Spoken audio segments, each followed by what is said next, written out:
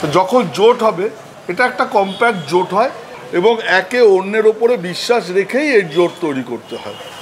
আচ্ছা, 2011-তে যখন তিনি ক্ষমতায় এলেন তখন কি কংগ্রেস ছাড়া ক্ষমতায় এসেছিলেন? না, এই কংগ্রেসের সাথেই জোট করে ক্ষমতায় এসেছিলেন। তা উনি যখন বুঝলেন যে 2001-এ সত্যি ওনার সাথে কংগ্রেস দলটা বিশ্বাসঘাতকতা করেছে, তাহলে 2011-তে উনি জোট করতে গেলেন কেন? এটা তো সত্য যে অভিষেক বন্দ্যোপাধ্যায়ের নামটা উঠে এসেছে। আচ্ছা, পশ্চিমবাংলায় কি আর কোনো অভিষেক বন্দ্যোপাধ্যায় নেই? সুতরাং তারা তো কোনো রিয়াকশান দিচ্ছেন না। হঠাৎ করে ওনার রিয়াকশান দেওয়ার কি প্রয়োজন হয়ে পড়লো? তার মানে উনি ভয় পেয়ে গেছেন।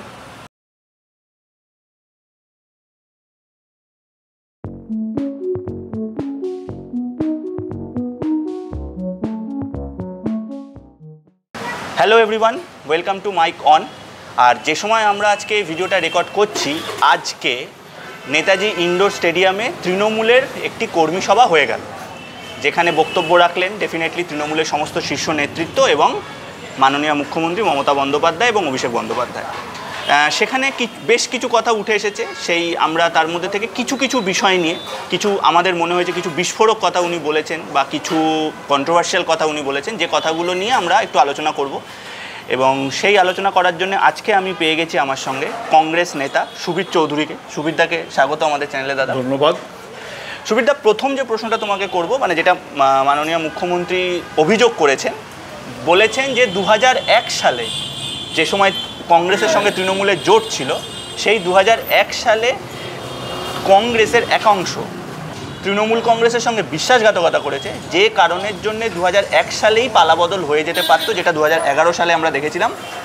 এটা হয়নি কারণ কংগ্রেসের বিশ্বাসঘাতকতা। কিভাবে দেখছো বিষয়টা? হ্যাঁ, শুনলাম, আমি টিভিতেও দেখলাম, কিন্তু আমি একটা কথা বলতে চাই। মাননীয় মুখ্যমন্ত্রী বলেছেন খুব ভালো কথা, একটা জোট যখন তৈরি হয় তখন দুজনের সম্মতিতে হয়। আমি একটা দল করি জাতীয় কংগ্রেস, উনি একটা দল করেন তৃণমূল কংগ্রেস। তো যখন জোট হবে এটা একটা কম্প্যাক্ট জোট হয় এবং একে অন্যের ওপরে বিশ্বাস রেখেই এই জোট তৈরি করতে হয়।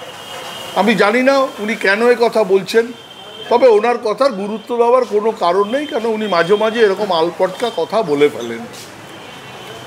আচ্ছা, 2011-তে যখন তিনি ক্ষমতায় এলেন তখন কি কংগ্রেস ছাড়া ক্ষমতায় এসেছিলেন? না, এই কংগ্রেসের সাথেই জোট করে ক্ষমতায় এসেছিলেন। তা উনি যখন বুঝলেন যে 2001-এ সত্যি ওনার সাথে কংগ্রেস দলটা বিশ্বাসঘাতকতা করেছে, তাহলে 2011-তে উনি জোট করতে গেলেন কেন? আমার প্রশ্ন এখানেই। সুতরাং ওনার কথার এত গুরুত্ব দেওয়ার কোনো প্রয়োজন আছে বলে আমি অন্ততপক্ষে মনে করি না। সুবীরদা, তুমি এই কথাটা বললে, মানে উনি আজকের যে গোটা আলোচনাটা, মানে বক্তৃতাটা তুমি যদি শোনো মমতা বন্দ্যোপাধ্যায়ের, উনি কিন্তু যেটা, মানে আমার মনে হচ্ছে, এটা আমি তোমাকে জিজ্ঞেস করছি, তোমার বিশ্লেষণ তুমি বলো। মানে বিরোধীরা, তোমরা বা সিপিএম যে বারবার যে অভিযোগটা করে যে বিজেপির সঙ্গে তৃণমূলের ওপর লেভেলে সেটিং, সেইটার নিয়ে উনি কিন্তু আজকে কতগুলো কথা বলেছে, আমি তোমাকে বলছি। উনি যেমন বলেছেন যে যখনই কোনো ভোট আসে, মানে কেন্দ্রীয় নির্বাচন কমিশন এর আন্ডারে যখন কোনো ভোট হয়, তখনই, মানে কেন্দ্রীয় কমিশন, নির্বাচন কমিশনের তত্ত্বাবধানে, তখনই কেন্দ্র সরকার বা কমিশন ডিএম বদল করে দেন। ওখানে ওদের যে সেন্ট্রাল ফোর্স আসে, সেই সেন্ট্রাল ফোর্স বাড়ি বাড়ি ঢুকে বা পশ্চিমবঙ্গের ভোটারদের ভয় দেখায়। ডিএম, এসপি এদেরকে বদলি করে দেওয়া হয়। মানে উনি বলতে চাইছেন যে কেন্দ্র সরকারের সাথে কোনো রকম জোটে, মানে কোনো রকম আঁতাত্য নেই, বরং কেন্দ্র সরকার বারবার তৃণমূলকে বিভিন্ন রকম চাপে ফেলার চেষ্টা করেন, সিবিআই, ইডি মানে লেলিয়ে দেওয়ার চেষ্টা করেন। অথচ সিপিএম কংগ্রেসের মধ্যে একটা আঁতাত রয়েছে, সেটা বরাবর, কিন্তু বিজেপি তৃণমূলের মধ্যে কোনো আঁতাত নেই। এটা উনি কিন্তু বোঝানোর চেষ্টা করেছেন এই কথাগুলোর মাধ্যমে। তুমি কি বলছো? আসলে নির্বাচন আসলে উনি এ ধরনের কথা বলা শুরু করেন। সামনে 26-এ নির্বাচন। আরে, নির্বাচন কমিশন তার এখতিয়ার আছে, সে যখন কেন্দ্রের ভোট করতে আসবে সে ডিএম বদল করতে পারেন, এটা আইনের মধ্যেই আছে, তার আওতার মধ্যেই আছে। তিনি সেন্ট্রাল ফোর্স নিয়ে আসবেন, এটাও নির্বাচন কমিশনের এখতিয়ারভুক্ত। এবং রাজ্যের যে পুলিশ, তারা সেন্ট্রাল ফোর্সকে পরিচালনা করেন, এটাও নিয়ম। কেন্দ্রীয় সরকারের যে কেন্দ্রীয় বাহিনী আছে সেই ইটাগঞ্জের কোন গলি আছে চেনেন না, সুতরাং ওকে রাজ্য পুলিশ পরিচালনা করেন। হ্যাঁ, কিন্তু আমরা তো এই পরিচালনা দেখেছিলাম হাজারদুয়ারিতে ঘুরতে যাওয়ার সময়, মানে সেন্ট্রাল ফোর্সকে হাজারদুয়ারিতে ঘুরে বেড়াচ্ছিল যখন। একদমই তাই, আমি বলতে যাচ্ছিলাম এই কথা যে হ্যাঁ, আসলে কেন্দ্রীয় বাহিনীকে সরিয়ে রাখার একটা প্রচেষ্টা সেটা রাজ্য বাহিনীর সর্বদা দেখা যায়। তার কারণ রাজ্য বাহিনীটা শাসক দলের অঙ্গুলি হেলনে চলে, যার জন্যই আজকে এই অবস্থা। আমরা বিরোধীরা যারা আছি, সত্যি কথা তাদের শূন্য হওয়ার মতো জায়গা নেই, কিন্তু শাসক দলের যে দাপট, যে রাজনৈতিক দাদাগিরি, যেভাবে আমাদের পুলিশ ফোর্সকে তারা ব্যবহার করেন, তাই সঠিক নির্বাচন হলে, অর্থাৎ ফ্রি অ্যান্ড ফেয়ার নির্বাচন হলে কংগ্রেসের সিট পাওয়ার এখনও অবস্থা আছে বলে আমাদের মনে হয়। সুবিধা, একটা প্রশ্ন করব, 2017 যে নিয়োগ দুর্নীতি, সেই নিয়োগ দুর্নীতিতে সিবিআই এর চার্জশিটে একটি চাঞ্চল্যকর নাম উঠে এসছে, যে নামটি হচ্ছে অভিষেক বন্দ্যোপাধ্যায়। বলা হচ্ছে যে 2017 সালে নাকি একটি মিটিং হয়েছিল, যে মিটিংটি সুজয় কৃষ্ণ ভদ্র অর্থাৎ কালীঘাটের কাকুর বাড়িতে হয়, যেখানে সেই মিটিংয়ে যোগ দেন শান্তনু, কুন্তল এবং অরবিন্দ বলে একজন ব্যক্তি। যেখানকার মূল বিষয়টা ছিল যে তিনি সুজয় কৃষ্ণ ভদ্রর কাছ থেকে 15 কোটি টাকা চেয়েছেন নিয়োগের জন্যে, এবং বলেছেন, যখন সুজয় কৃষ্ণ ভদ্র বলেন যে আমি এই টাকা দিতে পারবো না, উনি বলেন যে আমি আইদার এই নিয়োগ আটকে দেবো যারা মানে, এবং এই টাকাটা তাদের থেকে চাওয়া হচ্ছে যারা মানে অযোগ্য চাকরি প্রার্থী। আমি এটাও বলে দিই, এই অযোগ্য চাকরি প্রার্থীদের আমি নিয়োগ আটকে দেবো, অথবা তাদের এমন জায়গায় পোস্টিং করে দেবো যেখান থেকে মানে সেটা একটা খুব দূরের জায়গায় পোস্টিং করে দেবো, অথবা তাদের পেছনে পুলিশকে লাগিয়ে দেওয়া হবে, মানে তাদেরকে কার্যত জেলে পুরে দেওয়া হবে, এই কথাটা তিনি বলেন। এই ঘটনায় যখন এই অভিষেক বন্দ্যোপাধ্যায়ের নামটা এলো, তার বাকি কোনো পরিচয় আর আমরা দেখতে পেলাম না, চার্জশিটে শুধু অভিষেক বন্দ্যোপাধ্যায়ের নামটা এসছে। তারপরেই আমি দেখলাম যে আমরা দেখলাম যে পশ্চিমবঙ্গের ডায়মন্ড হারবারে যিনি সাংসদ অভিষেক বন্দ্যোপাধ্যায়, তার আইনজীবী একটি কোর্টে গিয়ে তিনি একটি হলফনামা জমা করেন। সেখানে তিনি বলেন যে এই অভিষেক বন্দ্যোপাধ্যায়ের সাথে আমার মক্কেল অভিষেক বন্দ্যোপাধ্যায় নয়। আজকে যে মিটিংটা হয়েছে, সেই মিটিংয়েও অভিষেক বন্দ্যোপাধ্যায় বলেছেন যে কে এই অভিষেক বন্দ্যোপাধ্যায়, আমি তো আমাকে সিবিআই ফাঁসানোর চেষ্টা করা হচ্ছে। কোথাও কি মানে বিরোধীরা বলছে যে ঠাকুর ঘরে কে, আমি তো কলা খাইনি। কিভাবে দেখছো বিষয়টা?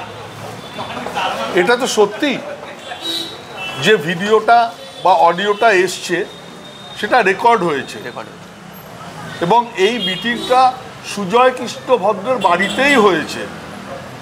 সেখানে অরবিন্দ ছিল, কুন্তল ঘোষ ছিল, শান্তনু বন্দ্যোপাধ্যায় ছিল, এরা 4 জন মিলে এই মিটিংটা করেছে। এটা তো সত্য যে অভিষেক বন্দ্যোপাধ্যায়ের নামটা উঠে এসেছে। আচ্ছা, পশ্চিমবাংলায় কি আর কোনো অভিষেক বন্দ্যোপাধ্যায় নেই? একজন অভিষেক বন্দ্যোপাধ্যায় আছেন, তিনি জাতীয় কংগ্রেস করেন, আমি জানি।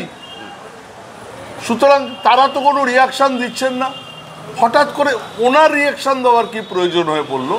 তার মানে উনি ভয় পেয়ে গেছেন। ভয় পাওয়ার কোনো কারণ নেই। তার কারণ বিজেপি এবং তৃণমূল কংগ্রেসের ওপরতলায় একটা বিরাট আঁতাত আছে, একটা অশুভ আঁতাত চলছে। কেন্দ্রে বিজেপি এবং বাংলায় তৃণমূল কংগ্রেস, এরা একটা আঁতাত করে এই নির্বাচনী বৈতরণী পার হবে বলে তাই তারা এইসব কথা বলছে। এতে অভিষেক বন্দ্যোপাধ্যায়ের ভয় পাওয়ার কোনো কারণ নেই। উনি পরে যেটা বলেছেন সেটা ঠিকই বলেছেন যে প্রমাণ করতে হবে। তা আপনি প্রমাণ করুন না যে আপনি সেই অভিষেক বন্দ্যোপাধ্যায় নন, সেটা বলুন। আর সিবিআই ইডিকে আমি আরেকটা কথা বলবো যে আপনারা তো অপোজিট রেকর্ডটাও নিয়েছেন, তা সেটার সঙ্গে আপনারা অভিষেক বন্দ্যোপাধ্যায়ের গলার ভয়েস মেলান না, এটা কেন করছেন না? তার মানে একটা অশুভ আঁতাত, আনহোলি নেক্সাস এই বিজেপি এবং তৃণমূল কংগ্রেসের সঙ্গে আছে, সেটা পশ্চিমবাংলা এবং ভারতবর্ষের মানুষ তা অক্ষরে অক্ষরে বুঝতে পারছে। আমার দৃঢ় বিশ্বাস যে যদি সিবিআই এবং ইডি ঠিকমতো মানে তদন্ত করেন, এই অভিষেক বন্দ্যোপাধ্যায় যে সেই অভিষেক বন্দ্যোপাধ্যায়, এতে কোনো সন্দেহ থাকবে না। থ্যাংক ইউ সুবিধা। ভোট আসলে সুবিধা যে কথাটা বললো যে আগামী বছর মানে 2026-এ বিধানসভা নির্বাচন, এবং ভোট আসলে আমরা এই জিনিসটা দেখতে পাই যে বিজেপি এবং তৃণমূলের মধ্যে হঠাৎ করে মানে রাজ্যে সিআইডি বা কেন্দ্রে সিবিআই ইডি এদের একটা তৎপরতা আমরা লক্ষ্য করি, যা নিয়েও আমাদের চোখ থাকবে ভবিষ্যতে কি হয়। আপনাদের চোখ থাকুক মাইকনের ইউটিউব চ্যানেলে। ভিডিওটা ভালো লাগলে লাইক করবেন, পরিচিতদের মধ্যে শেয়ার করে আমাদের চ্যানেলটিকে সাবস্ক্রাইব করতে পারেন এবং আমাদের ফেসবুক এবং ইনস্টাগ্রামেরও পেজকে আপনারা ফলো করতে পারেন এরকম আরও খবরের জন্যে। সবাই খুব ভালো থাকবেন, দেখা হবে পরের কোনো ভিডিওতে। Thank you.